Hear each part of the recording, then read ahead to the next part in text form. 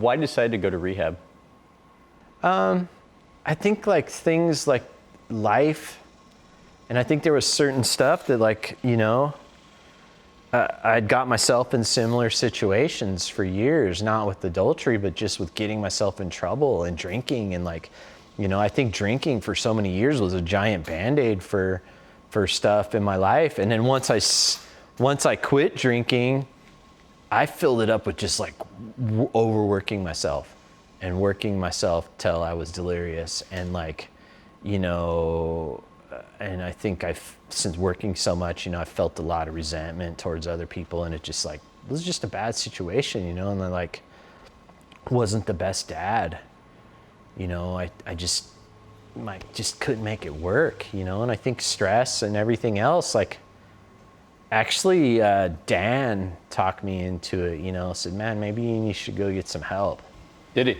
Yeah, you know, and you know, oh, you, I don't need no help, you know. But then when you're all by yourself in my shop and there's a million paparazzi and I can't go anywhere and everybody hates me and I don't have any friends, and you start feeling like the weight of the world, you know, it wasn't a nervous breakdown or anything. It was like that. It was just like, man, you know, how is this happening? Why, you know? And it's, if it was something that I didn't cause myself, then I think it would be easier to digest, you know, why me, you know, like, but it wasn't why me. It was like, hey, me, you know, I did it, you know, I created this tornado of bullshit for myself. So like, how do I fix this? How do I be, you know? And like, just got in my car and drove there 4 a.m, told Carla, hey, you got to watch the kids, and split. Didn't tell anybody I was going, didn't do anything. And I went, and like, let me tell you, man, it's the best gift you could ever give to yourself if you've suffered any kind of like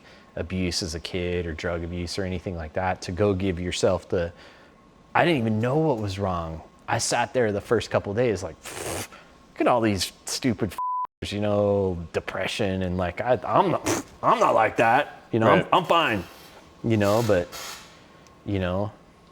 I'm the guy that like just ruined my marriage because I banged some stripper. So, you know, and ruined my life. So there's got to be some kind of flaw in my personality that made me like think that was okay, you know. So I went, and it's the best ever. How did it make you feel the first time you opened up in a group setting?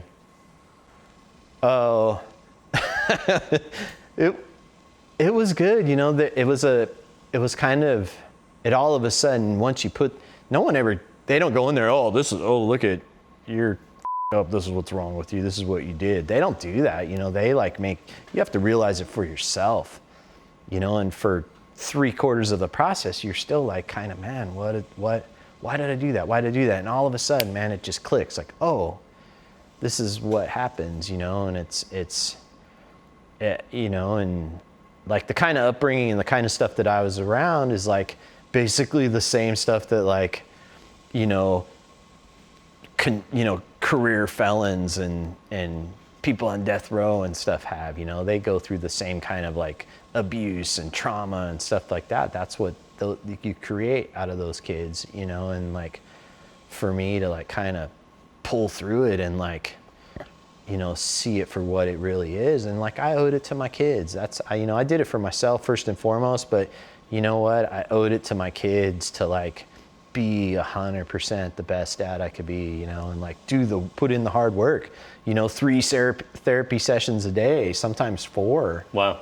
You know, to like, you know, you can't pull a weed out unless you get the root, you know. You got to go in there and like figure out what the problem is and what you need to do and rectify it, and then and leave it all there.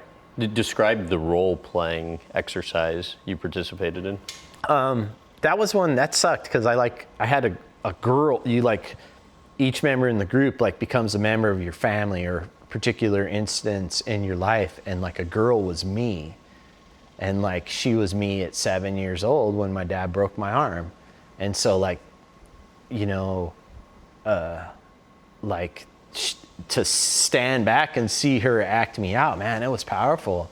It like really got me, because I think you know, you just, when some stuff like that happens to kids, you either like turn to like milquetoast or you get tough.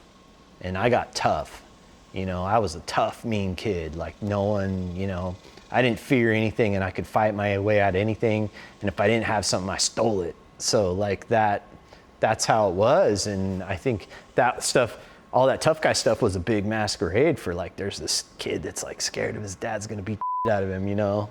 And like, you don't really realizing it later and doing something about it, you know? That's what I did. How much different is life today than it was then? Well, I still have the same welder and it still works exactly the same. So not much different in that respect. I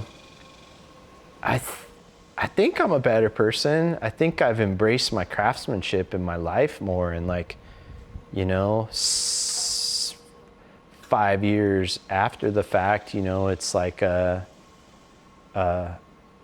think I could have went one way or the other. Right. And I think I've made the right decision. I mean, stepping out here and seeing where I work every day, it's like, why'd you move from California? It's like, duh, look how awesome it is here. For more clips from this interview, visit GrahamBensinger.com.